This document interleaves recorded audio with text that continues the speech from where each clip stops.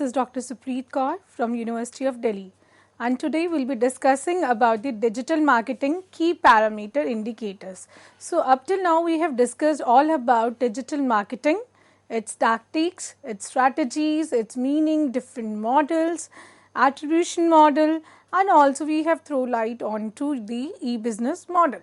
So today we'll be talking about how to measure, that what has been the progress after indulging these digital marketing strategies. So if we have to compare the traditional model with the digital marketing model, right? So we need certain empirical or the quantitative basis for the same. And these KPIs, these are, the sort of metrics that provide you a measurable value that your marketing team can use so as to assess that whether they are able to achieve their objectives or not. So basically these KPIs, they are more focused on a target or an objective, right? For example, if my objective is to increase the revenue, or let's suppose my objective is to boost the sales, or to jump on the, you could say, the content view, or to just jump on to the publicity that the brand is getting, right? So we'll be able to measure all these metrics, whether we classify for, let's suppose, increased revenue, whether we want to see for the increased, sales or the customer retention. So all these are your measurable, right? And how they are measurable? They are measurable using your key parameter indicators. There are various key parameter indicators which any marketing firm or any marketing team can use to gauge into that, yes, that this has been the progress after indulging the digital marketing strategies or techniques, right? And then you run a comparative analysis of your digital marketing techniques with the traditional marketing techniques, right? So as we say that digital marketing KPIs, they can be high level and their focus can be on to how it can impact your overall business performance, and can look on to that how it will impact the marketing department.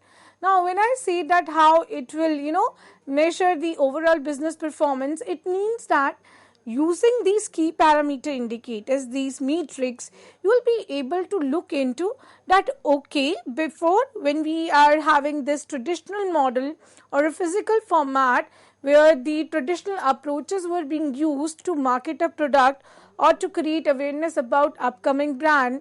So, then in that case, what was the progress, and then we'll altogether compare it using your these digital key parameter indicators that yes, that this has been an impact onto the sales or the revenue of the firm.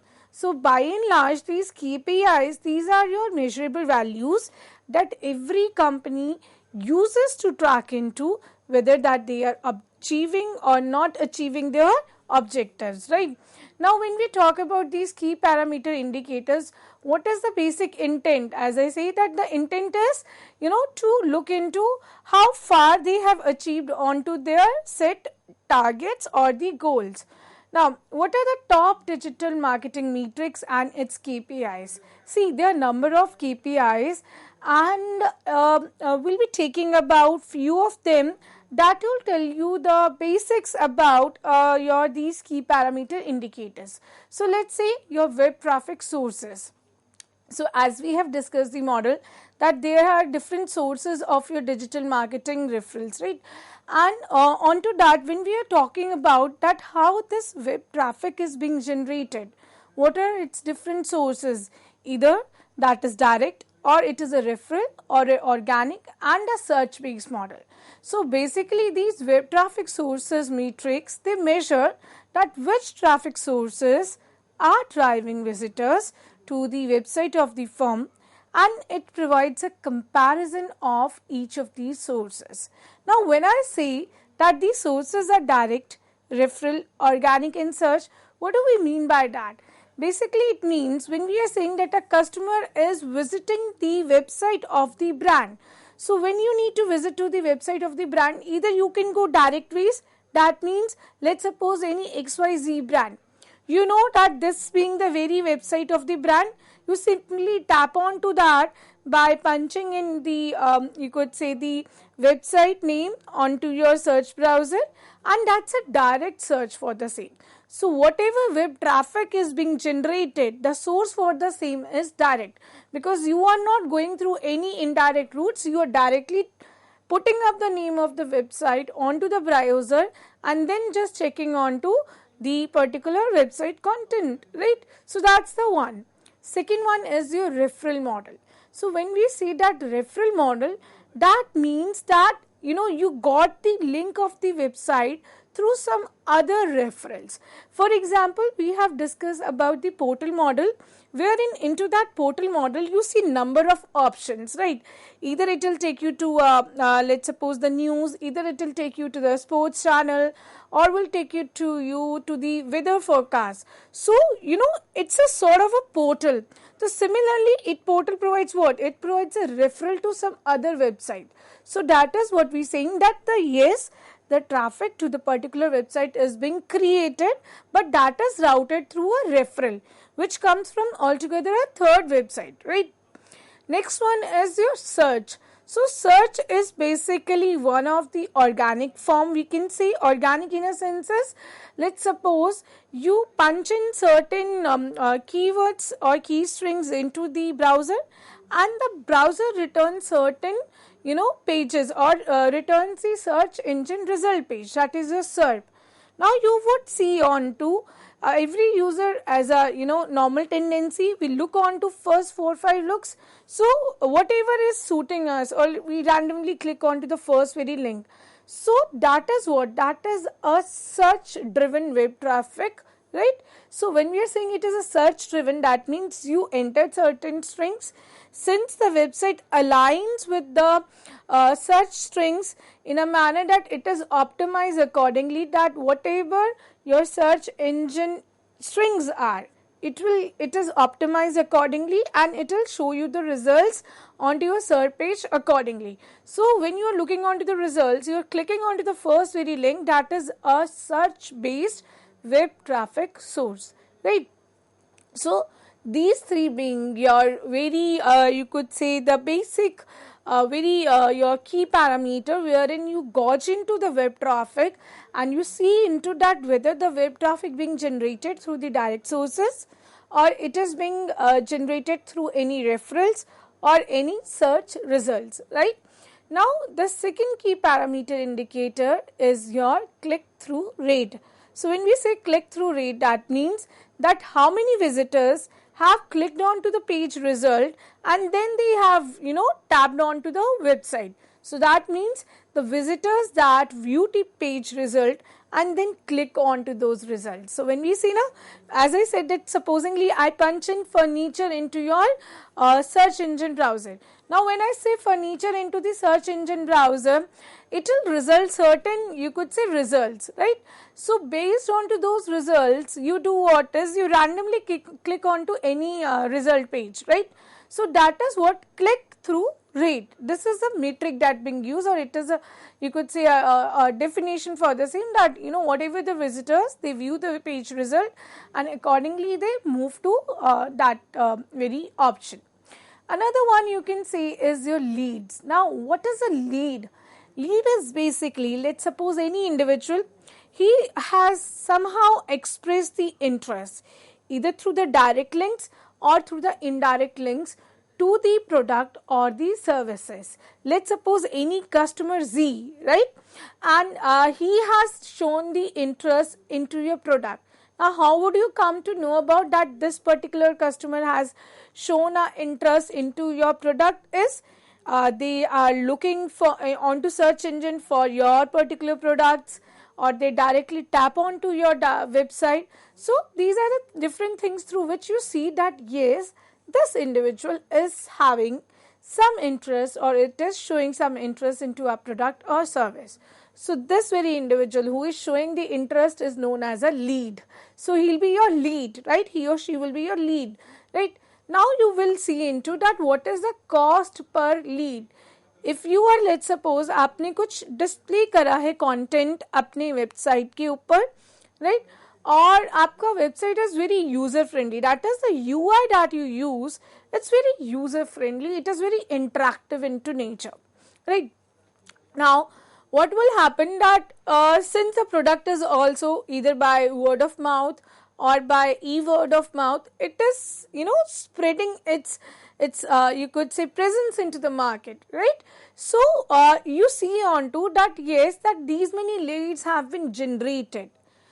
Cost per lead is one of those metric that is being used to gauge into that, in order to generate this interest among the individual, how much of the cost has been incurred by the firm. So that is your cost per lead, यानी कि कितना पैसा जो है एक firm ने उसके ऊपर स्पेंड करा है एक लीड को क्रिएट करने के लिए, चाहे लीड आपकी डायरेक्ट सोर्स से आ रही है, इनडायरेक्ट सोर्स से आ रही है, बट पॉइंट इज आपका पर लीड कितना कॉस्टिंग जा रहा है, right?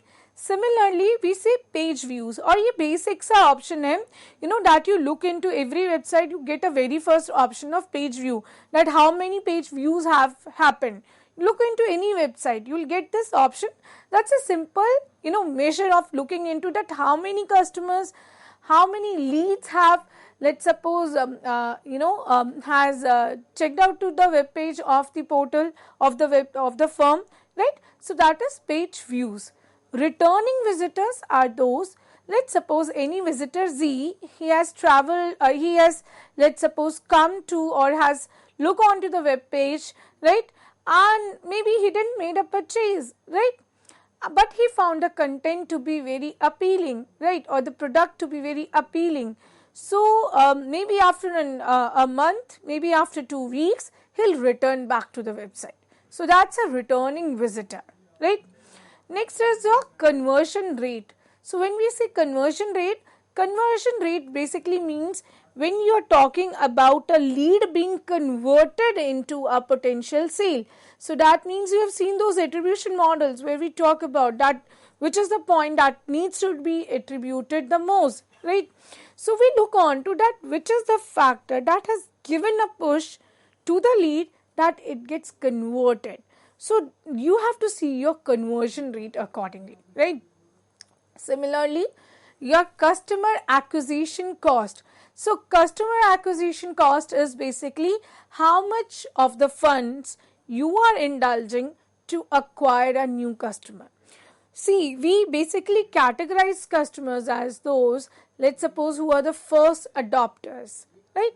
There are some who are laggards. There are some who, doesn't quickly, you could say, adopt the product or buy the product quickly, right? There are some butterflies who have bought the product and maybe they'll shift to some other product if they found it very appealing.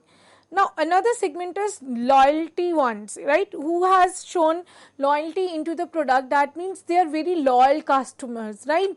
So they are they are very loyal to the brand, true to the brand, that means whatever up and down comes, they are staying with the brand, right? And they do not fluctuate much.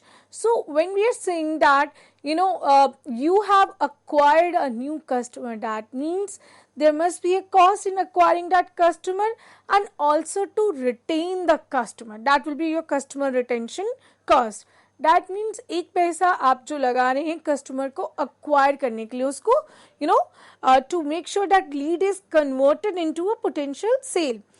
And then follow up करते हैं कि number of activities, number of strategies you put into so that that particular customer that you have acquired, he or she is retained for a longer run. He is that sort of your customer who is a loyal one, right? And who is there for a longer period of time. So that is your customer acquisition and your, you could say, customer retention cost.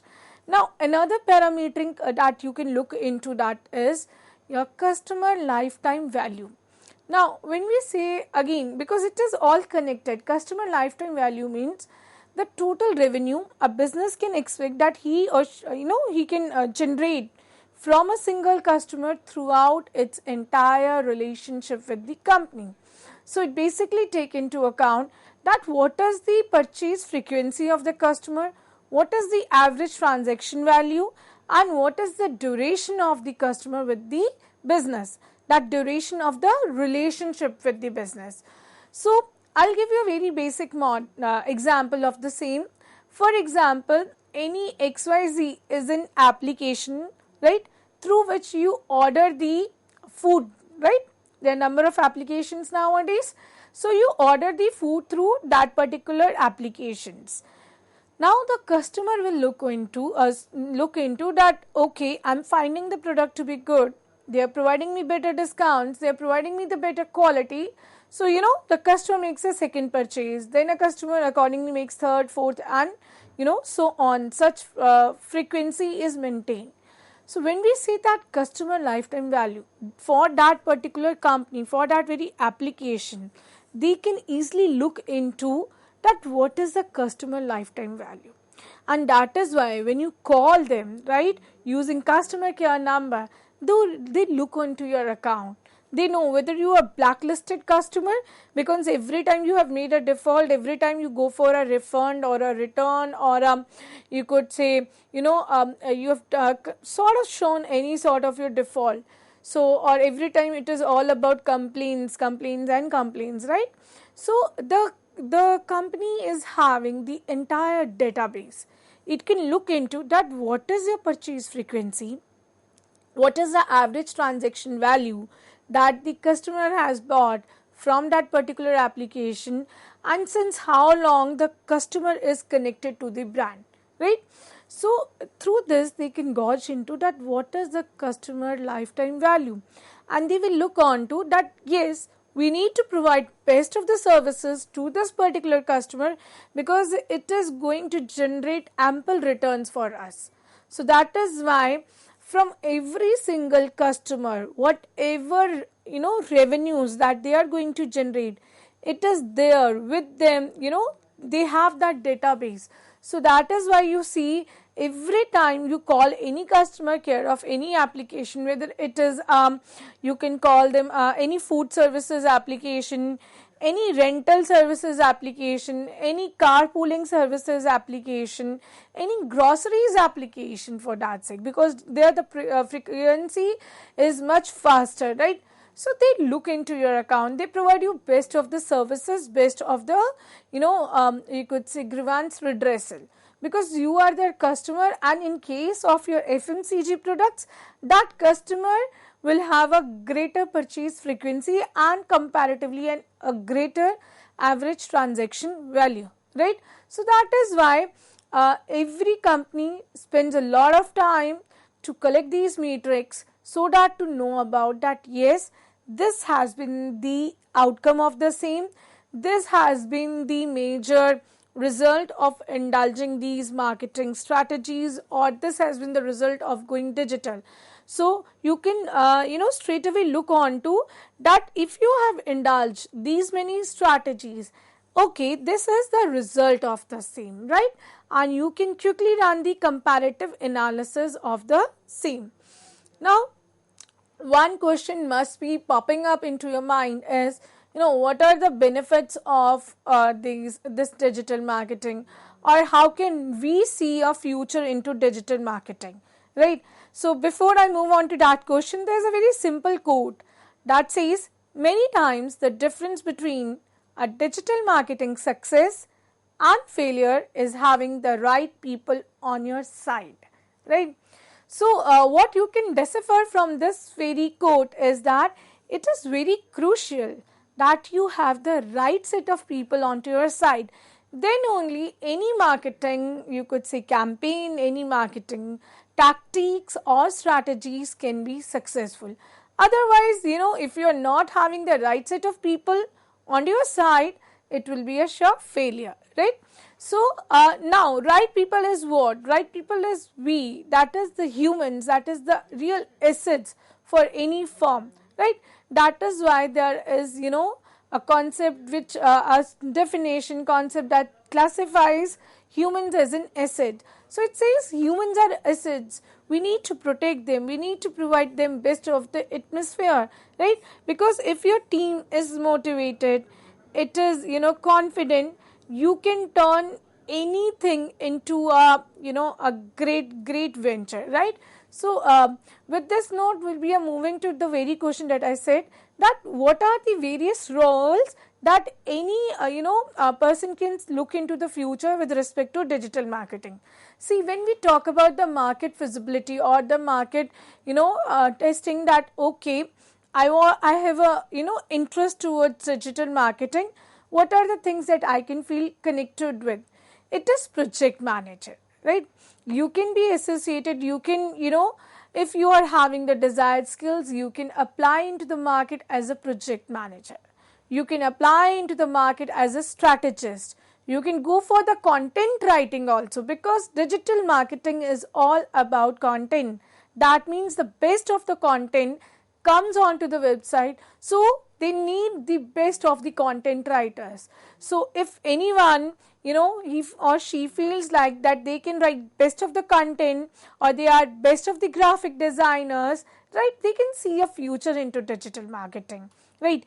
Or any person who is having the technical skills, who is, let's suppose, a search engine optimization specialist, he can see for the same. Any person who is into the sciences, they can see into the front end developer or the back end developer roles. Or any person who is like more towards inclined towards the social media, so they can also see a future as a social media manager. So see, basically there are multiple opportunities in the market that one can look into. So you can simply see onto your screens that yes, these are the various essential roles that one can go for if they have a little, or you could say even a slightest inclination towards digital marketing. You can see into graphic designing, you can see into content writing, because nowadays every company is trying to come onto the digital platform, and they need to provide the best of the services to their customers, and that best of services cannot be provided single-handedly. It is well managed through a great team of project managers, content writers, specialists, project managers, or your strategists, your graphic designers, who provides the best of the interface, the great of the the best of the skills are required into the market. So that is why it is not just about talking typically about the definition or its benefits, but to see into the real market that yes, there are a lot of opportunities which are available into the digital platform. You can see into the opportunities where you can just provide your expertise in terms of how to manage the account, how to generate a lead, how to make sure that your search engine results are somehow aligned with your website, and just to see or just to gauge into these metrics and then make a refined strategy out of the same. So this is how one can indulge into multiple roles, and they can see into that yes, through these roles they can move towards a better role or a better position into the market, right?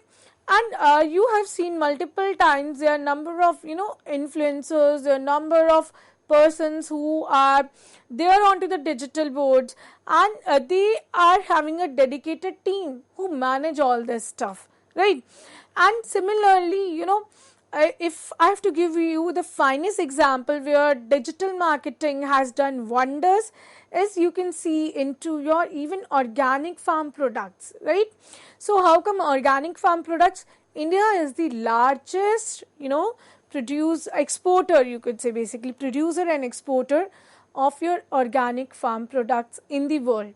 So all these organic farm producers, they have got their space onto the market shelves. I'm talking about those marginalized people, right? They have got their place onto the market shelves because of this power of your social media. So all you need is what? You need a smartphone, you need a right social media application which can connect you to the global audience, right? It's not like you are connected to a particular locality or a nation or a state, but it is basically like a global village. So once you get that opportunity, you are connected to the world. So world is your market. You can, simply showcase number of your products or your services to the world at large, right? So that is why it is very crucial that, you should know how to appropriately use and justify, indulge the right marketing strategies, because that can do a lot of, it can boost your revenues, it can boost your sales, it can bring a quantum jump into the revenue of the firms, and also they are cost effective. So next we are going to talk about the budgets and the return on investments into the second segment. Till then, bye bye.